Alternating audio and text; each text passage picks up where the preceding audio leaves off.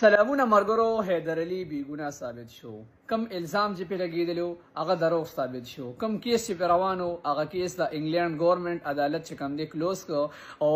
حیدر علي با عزت طریقې سره بری کو رهایی کو چې ډېر د ورته مبارک شي. خو دې وخت کې یو دوه غټ سوالونه پیدا کیږي چې داغه جوابونه تاسو مال راکې. اول سوال دا دی چې د پاکستان کرکټ ټیم یو لوبغاړی پاتې شوی دی. د پاکستان په جرسي کې د لوبه کړې ده چې د باندې څنګه الزام ولګېده ثابت شوی نو صرف الزام په ولګېده. د پاکستان کرکټ بورډ چې کم دی مکمل طور سره معطل کو او بیا او مددگار یې پرې خو د ټول الزامونه ټول کیسونه ټول منډه تړل د بیاوازي والی د سره پی سی بي منیجمنت اس قسمه مدد نه کو. پکار دی د پاکستان یو اتلیټ پاتې شوی دی سره چې کم دی حکومت طرف نه د بی سی بي طرف نه مرسته شي هوا چې دا ثابت شي هوا دا چې رما د ټیم د پاره د وطن د پاره لوب کړی دا او دیمه سره په سخت وخت کې او درې خو نه دی مکمل وی او مددگار پرې خو دو دویم دا چې کله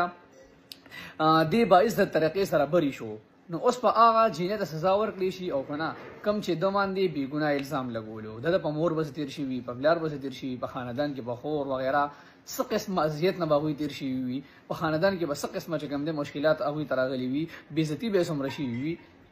اوس پاغي د سزا ورکړي شي او نه د اخو د خدای د انګلند عدالت سره خو کې انصاف پکې پروت دی انګريزان د انصاف پکې پروت دی بچا فزول چې کم د خبرې سزا نه ورکړي نو دی با عزت طریقې سره بری شو. یعنی ګدار پاکستان عدالت خو د رسوس پکې کم دی مطلب